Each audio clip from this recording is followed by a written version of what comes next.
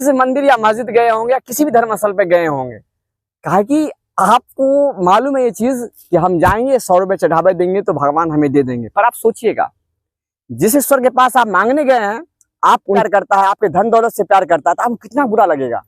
बस ऐसा ही सोचिए, वो ईश्वर जब आपको जानेगा, वो इंसान मुझे भी मांग सकता था बदले में, केस कर दिया। काहे केस कर दिया भैया?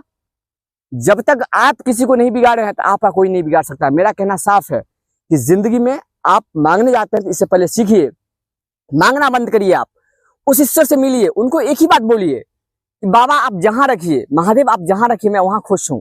ऐसा नहीं है कि मुझे पैसे में खुशी है, नहीं। हम मंदिर जाते हैं तो कुछ मांगने के उद्देश्य से जाते हैं, ये मैं नहीं जानता हूँ, कोई नहीं जानता, पर आप ये वाली बात ही जानते होंगे कि आप कुछ ना कुछ मांगने के उद्देश्य से मंदिर या मस्जिद गए होंगे या किसी भी धर्मस्थल पे गए होंगे। कहा कि आपको मालूम है ये चीज कि हम जाएंगे 100 रुपए चढ़ावा देंगे तो भगवान हमें दे देंगे। पर आप सोचिएगा, जिस ईश्वर के पास आप मांगने गए हैं, आप उनके ही पुत्र हैं। पर सोचिएगा, वो भगवान आपके बारे में पहले से भी जानता है कि आप कौन है। कहावत तो आपके अंदर ही शिफ्ट है, भले आप नहीं जानते पर वो तो जानता है।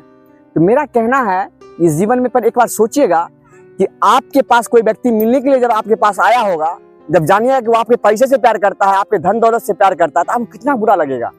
बस ऐसा ही सोचिए, वो ईश्वर जब आपको जानेगा, वो इंसान मुझे भी मांग सकता था बदले में, पर उसने पैसे को मांगा है और 100 रुपए चढ़ावा दिया है घूस में। बताइए कैसा इंसान है आप? आपने झूठ को सपोर्ट किया। तो ऐसे लोगों को ईश्वर जो है एक तरफ तो पैसा दे ही देगा आपको, मैं ऐसा नहीं कहता हूँ वो नहीं देंगे।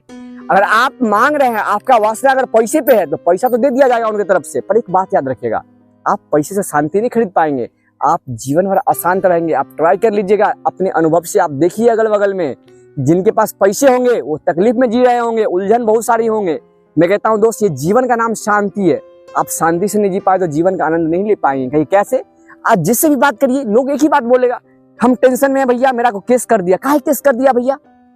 जब तक आप किसी को नहीं बिगाड़े हैं तो आपका कोई नहीं बिगाड़ सकता। मेरा कहना साफ है कि जिंदगी में आप मांगने जाते हैं तो इससे पहले सीखिए, मांगना बंद करिए। आप उस ईश्वर से मिलिए, उनको एक ही बात बोलिए कि बाबा आप जहां रखिए, महादेव आप जहां रखिए, मैं वहां खुश हूं। ऐसा नहीं है कि मुझे पैसे में खुशी है, नहीं। मैं आपके साथ हूँ, खुश हूँ, मुझे क्या चाहिए? अरे मैं अब गया तब गया, मुझे जाना तो है ही धरती छोड़ के। इसीलिए ये भिखारी वाला आदत छोड़िए।